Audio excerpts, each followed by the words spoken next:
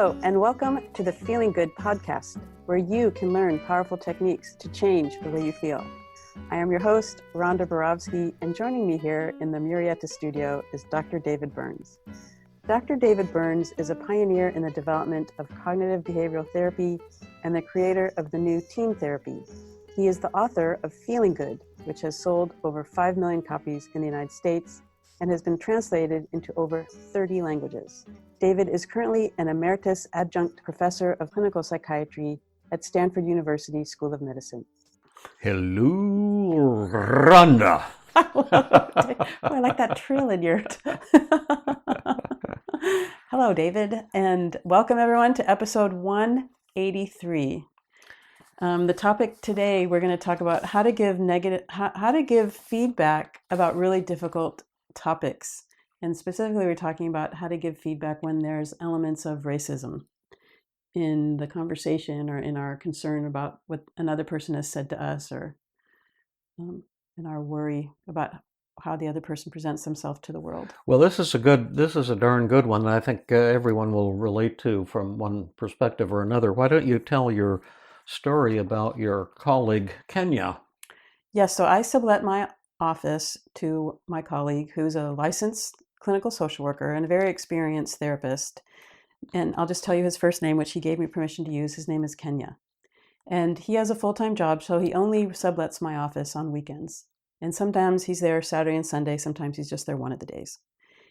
And I have 3 other office mates who are there full-time, Monday through Friday, and don't work on the weekends. And each of those people also sublets their office to various other therapists on days when they're not in the office. So there are a lot of people using this office suite. And one Monday I went to work, and one of my office mates, who I'll call him Steve, which is not his real name. So Steve said to me, "Hey, can you contact Kenya? Because when I walked into the office this morning, the glass-topped coffee table that we have in the waiting room was broken, and all the glass shards were all over the floor, and I had to clean them up, and I want to know if Kenya did it." And I thought, well, why would Kenya do that? Like, if Kenya had broken the glass-topped table, he would call me, and he definitely would clean it up. So I thought, no, I don't really want to ask Kenya because that's kind of embarrassing and it's accusatory. And so I said, oh, I don't want to ask Kenya. I don't think that's right. Like, why would you assume Kenya did it? And Steve said, well, because Kenya works on the weekends, and when I came here in the morning, on a Monday morning, the glass was all over the place. And I thought, well, there are a lot of other people that come here on the weekends, maybe one of the other subtenants, or maybe the people that clean. But I agreed, and I asked Kenya, well, hey, Kenya, did you break this glass table? And he was like, what? And immediately I was embarrassed when I asked him and said, well, Steve said he came to work on Monday and there's glass all over the place. And so he was wondering if you broke the table. And Kenya said, oh, did he ask anyone else in the office if they had broken the table, or is he only asking me? And so I went back to Steve and said, did you ask other people, or did you just ask Kenya? Just want me to ask Kenya? He said, oh, I was just asking Kenya. And then then Steve said, oh, are you accusing me of being racist? And there was a part of me that thought, well, yes, I mean, you're only asking Kenya, like the one African-American person that uses the office, you're accusing him of breaking the table. So I think there is some kind of bias going on here. But I was afraid to have a conversation with Steve about it. So I said, oh, no, I'm not accusing being racist. It just feels really weird that you're only asking Kenya. And I thought, well, I kind of avoided Steve for a couple of months actually after that, because I felt so awkward around him. And I felt so disappointed and angry with myself that I didn't have that moment of conversation where we both could have tried to understand the situation better and learned, how to handle it in a way that didn't, accuse Kenya. And we never did find out what happened to the table. And then later on, Steve came up to me and said, well, we've decided that the table just spontaneously broke on its own. Like sometimes glass does that. And I thought, glass doesn't just spontaneously break on its own. And so I was kind of joking around about it with Kenya and said, this is what Steve and the other people in the office concluded. And he said, oh, so it's either the dangerous black man broke the table or it magically combusted. Do you see that that's what they're saying? And I was like, yeah. And so I would like to be able to have a conversation with, I would have liked to have had a conversation with Steve instead of backing down and getting to the place where we could talk openly without being accusatory or without being defensive or angry or feeling slighted. And because I think that moment of that brief moment of a conversation could have changed both of us. And it also could have, hundreds of those brief moments could change the world. Not to be kind of grandiose about it, but I think that I missed a big opportunity, and I am embarrassed about it and sad. Well, that's a great story. And perhaps the communication technique we can talk about is changing the focus when there's a tension between you and another person, and how to bring it to conscious awareness in a way that perhaps won't cause the other person to lose face. But before we do that, you said I could briefly tell a story I've told on a previous podcast, but it might bear repeating because it's so relevant to this, that I was teaching a workshop in, I think, San Antonio, or one of the towns in Texas that's right on the border with Mexico. And it was I was really enjoying the workshop. And this woman who is really active in Mexican-American relations was there, and she seemed to be admiring what I was saying and very enthusiastic. And then I had people write down their questions and hand them in during a break so I could then read them over and address them after the break. And I was shocked to see that someone, I think it was the same woman, had written down that she was very disappointed in me because I had said something that was racist. And I was just kind of flooded with shame, and I felt like a bug pinned against the wall, wriggling, and I didn't know what to do. And I had been teaching the 5 secrets in this workshop, and so I asked 2 people who were talking to me, I said, gosh, I just got this email. I have no idea how to respond. And they said, well, just respond with the stuff you're teaching us, stroking, disarming. And I thought, brilliant, I'll do that. But I totally spaced out. So when the session began, I said I got a really disturbing email that I had made a racist comment during the previous segment, and I wasn't actually aware of that, and I'm feeling really ashamed. And the last thing I want to do is show disrespect or to hurt somebody's feelings. And I'm just glad that you pointed that out to me, because I wasn't even aware I had done that. And I just think the world of you. And I obviously need to learn more about phrases and things that can be hurtful to people. And that was it. And then at the end of the workshop, she just wrote the most glowing comments that I was her hero and she had loved this statement. But it's hard for us to admit that we have these biases, because I think most, if not all, human beings do. But the problem is, if you admit that you're prejudiced or biased in some way, it's kind of like this gotcha moment. You feel like you're a bad human being. So I think that people get incredibly defensive about having their racial biases pointed out. And if I hadn't had some colleagues there to remind me of what was effective, and having some skill with disarming, it would have been a bad situation. So, so was that okay? Is that, yeah, that's great. And I think there was even some research I heard about on 60 Minutes that even babies, before they learn language, seem to display racial biases, preferences for babies of the same color, for example. It may be almost a genetic human tendency. And certainly animals have this tendency too of seeing certain groups as enemies and others as allies and things of that nature. I'm sure it Within the has. same species? I'm not an expert on animals, or maybe it's between species Uh-huh. or something. But uh, I just think we all have a lot of bias, and see, I think the denial of your bias is worse than the bias itself. Yeah. But at any rate, And we're also talking about implicit bias, which is sort of unconscious yeah, ways yeah, that we're yeah, being manipulated, or that we yeah, think, but we're not aware of them. yeah, yeah, Not blatant things. yeah, yeah. Yeah. That's right. And like I'm 100% Swedish. I was telling you, and I think when I grew up, I just always thought that Swedish Lutherans were kind of like where it was at. Hmm. I thought that Swedish women were more beautiful, and it's just like this wonderful thing to be Swedish. Then as I've gotten older, I said, gosh, Swedish women look just like any other women. Hmm. But you get in these mindsets.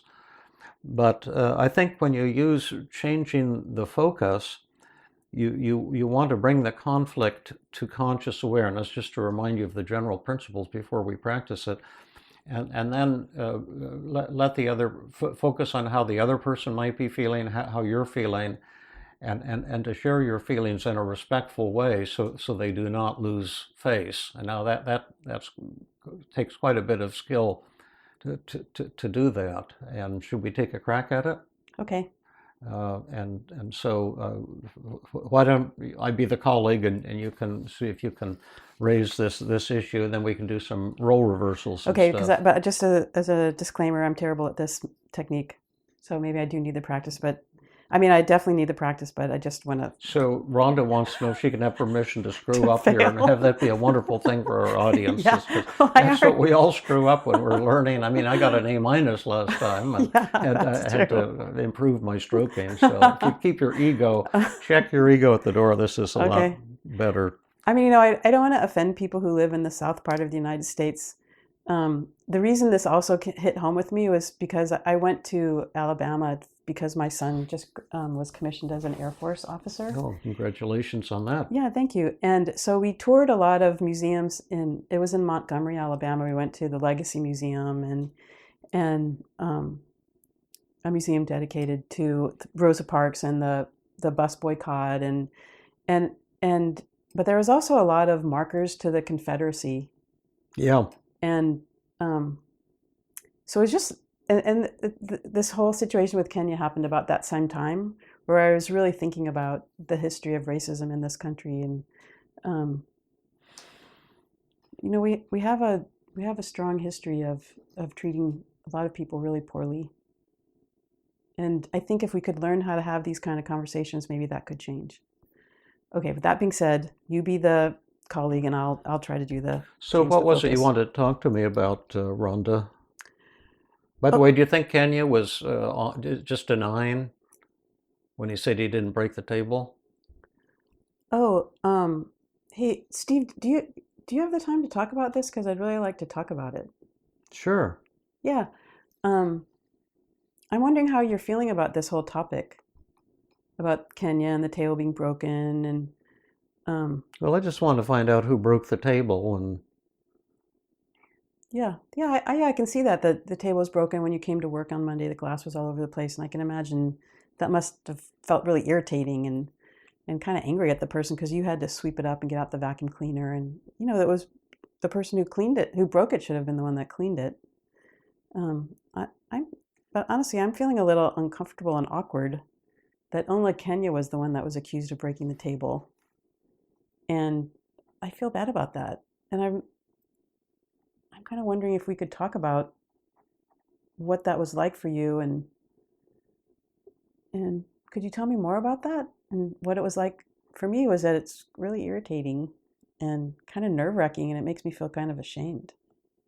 But we have a great relationship, and I love our working relationship, and I'd like to keep it on an even keel. But I think it would be helpful to have this conversation. What do you think? okay, what grade do you give I yourself? gave myself an F.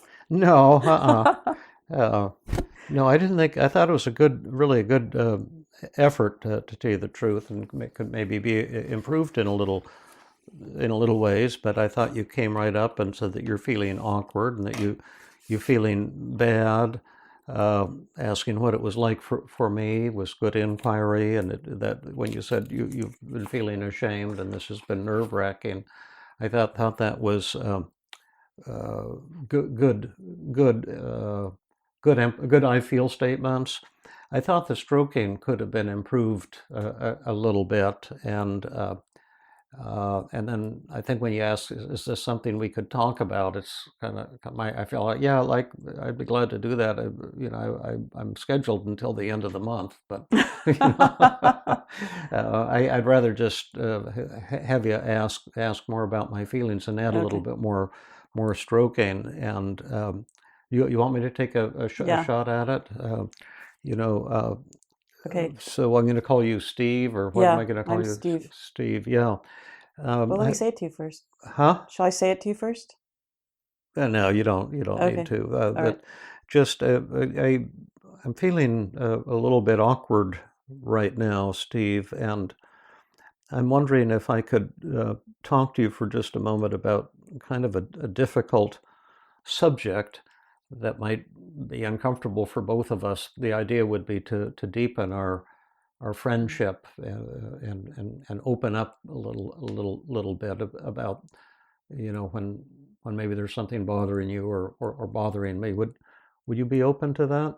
Yeah, why not? Okay. Well, how was that so far? That's pretty good. Yeah, I call that asking permission. And one thing is just, to let the person know that you have something you need to talk about, and also to stroke them, to let them know the positive reframing that my goal is to deepen our friendship, and not to blame you, or rip you apart.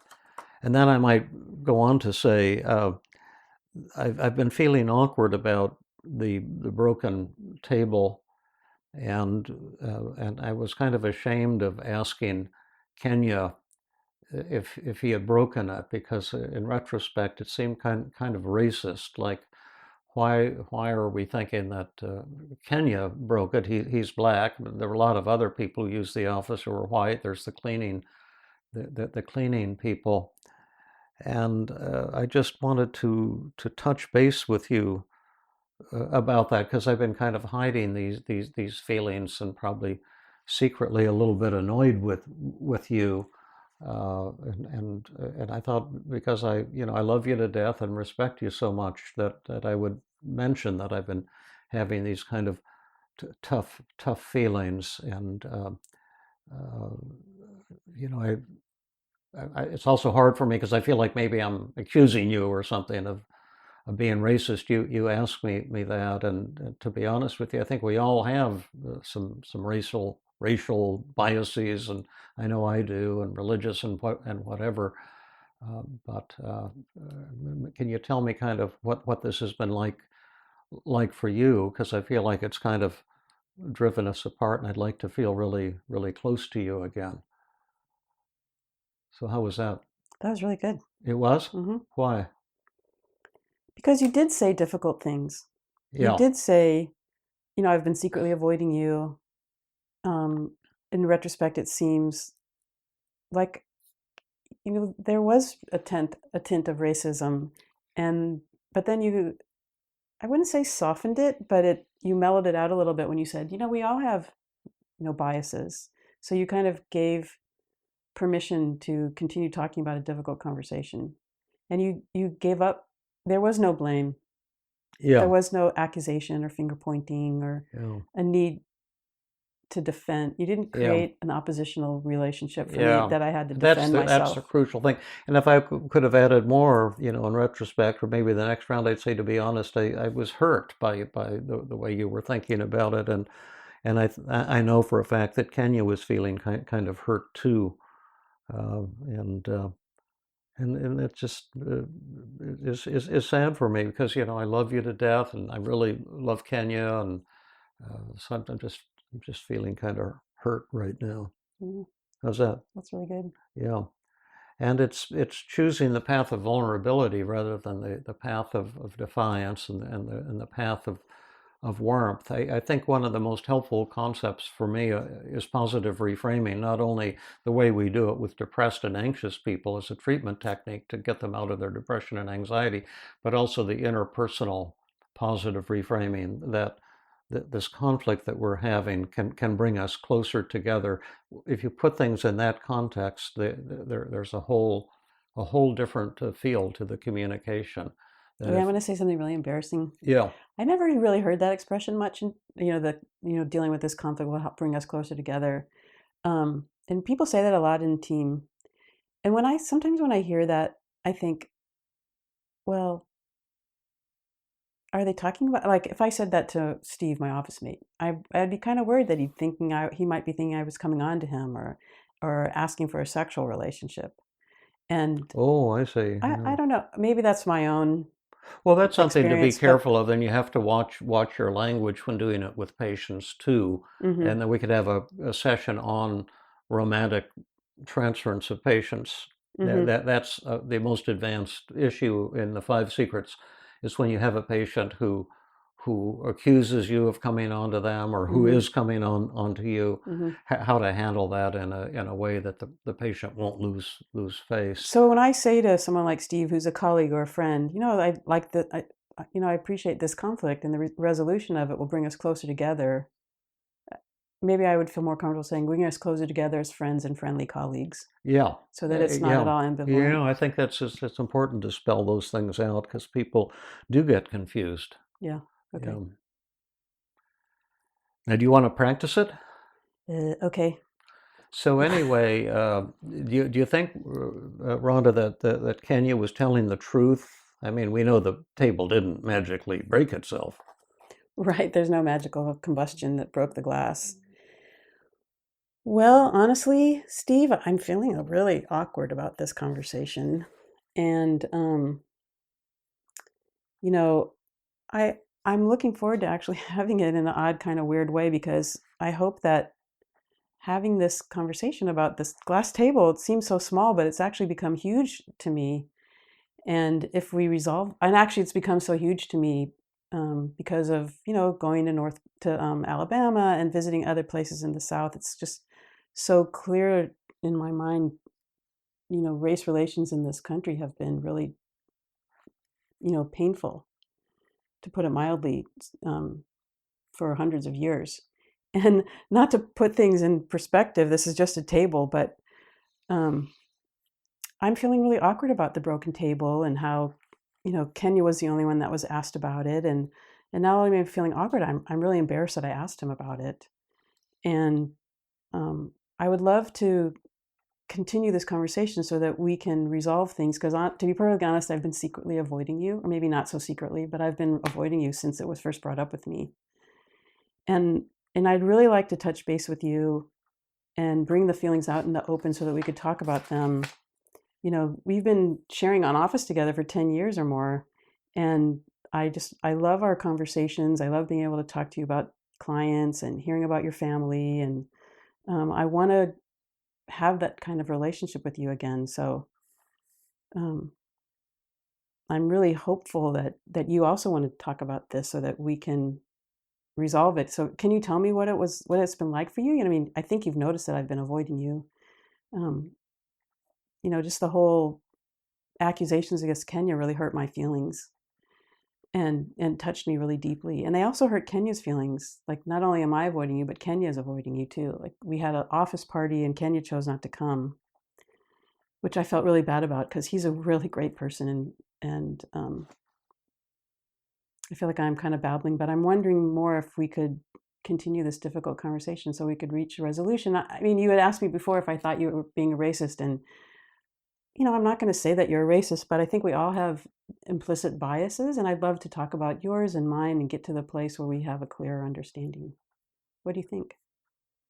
I thought that was great. The uh, I'd give that like a nice A minus. Okay.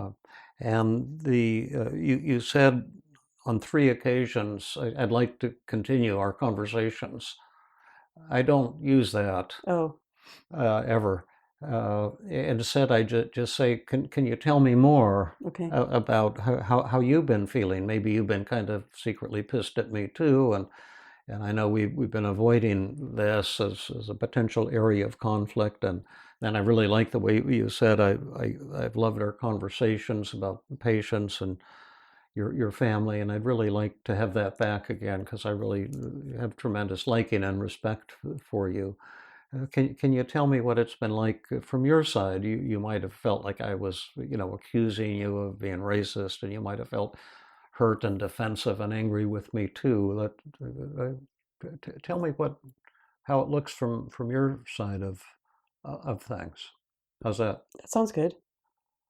So when would you use this change the focus and when would you use five secrets? Like in your workshop example, you responded with the five secrets response. But in this example, we're using what we call change the focus. And when would you choose to use one technique over the other? Well, changing the focus really is just a fancy way of using the five secrets. You want to share your feelings. So, I'm feeling awkward, feeling empathy. Maybe you're feeling blamed by me and angry and ticked off. Stroking. I value our relationship. Inquiry. Tell me what it's been like for you. Maybe you're angry with me, feeling like I was accusing you of racism, which in a way I was. And it's been so hard for me and so hard for you, and uh, just tell me where you're at. Tell me how you're feeling. Uh, I'm ready to listen. Mm, How's that? that's good. I love that. I'm ready to listen. Yeah. Um, I think that just to give up the idea that someone's right and someone's wrong and we're going to solve some problem, you don't want to be doing those things just to give the person a chance to be open. That's all I did at that workshop, was just to say I'm just hurting a lot right now, and because I clearly said or did something that came across in a racist way, and I'm ashamed and shocked to hear that, and I'm sure you must be feeling hurt and angry. Um, tell me more about that. I really want to learn. I really want to grow. It's just being open, and not getting into an argument about whether someone's racist or not. But you have to be willing for whatever the person comes up with, because the Steve fellow could easily get very defensive and kind of angry, and then you'd have to go real heavy on disarming and stroking and acknowledging his anger. Have to go into a kind of listening mode. Hmm. Well, here and also in the change the focus, you're talking specifically about the relationship. You're not. I mean, it's an advanced five secrets communication skill where you're talking about the relationship. You're not Yeah, just trying to resolve a conflict. yeah. You're dealing with the emotions. What are his emotions? What are my emotions? Rather than getting some intellectual solution to some intellectual conflict, or something like that. Hmm. Um, why don't you try it and then report back Okay, on a I will definitely do podcast? that. Uh, Yeah, so I'll gladly do that. that's your homework. So well, I can I give my little commercial message here at the end, Please do. because this is coming out on March 9th, Correct. Monday, and I have two workshops. If you go to the workshop page on my website, if you're interested, well, three things are coming up. On March 20th, I'm going to give a Google talk on feeling great. You can change the way you feel. And that will be on video, and you'll be able to pick it up on YouTube at some point. Uh, in March 21st and March 22nd, I'm going to be in Washington, D.C. at the Psychotherapy Networker Conference. In case you're there, you might want to hear one of my talks. Saturday will be a 4-hour workshop on feeling great, new high-speed treatments for depression. I'll be talking about all these new uh, team methods that we've developed. And on Sunday, I'll be talking about overcoming magical thinking with the anxious client, a paradoxical approach. They're also going to be releasing my book, not in printed form because it hasn't been printed yet, but they're going to have the cover. They're going to have 9-foot banners showing the cover, and they're going to be taking advanced orders and stuff like that. So that's why I agreed to go somewhat at the last minute to this. It's really an amazing conference, and I'm honored to be there. So if you're there, stop in at one of the workshops, or say Do you want hello. people to say hello to you if they come and say hello? I'm a podcast listener. Yeah, absolutely. And then in May 17th, it will be the Cognitive Distortion Starter Kit, another one-day workshop with my esteemed colleague, Dr. Jill Levitt. We're going to talk about how to crush negative thoughts. That'll be a one-day workshop live in Palo Alto, and plus you can join it online. Register early if you want to join us live, because this one sells out early. And the in-person is a lot of fun, because if you get free breakfast, free lunch, free schmoozing. I'm dropping my papers here. I'm making a lot of rattly noise, but we have a lot of fun at those, and the online people too. Oh my gosh! Not only is it fun, but I have to say, at the last one-day workshop, amazing results happened when you just asked people to come up to the front of the room and do brief role plays, and they had incredible transformational experiences. Yeah. I'm using these for superlatives, like amazing transformation, but that really happened. Yeah, it was mind-boggling, and maybe we'll get one of the fellows who came up to the front to be on a podcast. His name was Jake, and he was just jaw-dropping with the things that happened. And then there's going to be the summer intensive. I lost my piece of paper that I had. It was right here in my hand. Oh, well, the summer intensive. Did it fall on the floor or something? Or? I really don't know. Well, anyway, you go to my website. In June, I'm going to be doing a 2-day anxiety workshop. Pessy's going to film it, and they'll also market that, the video of it.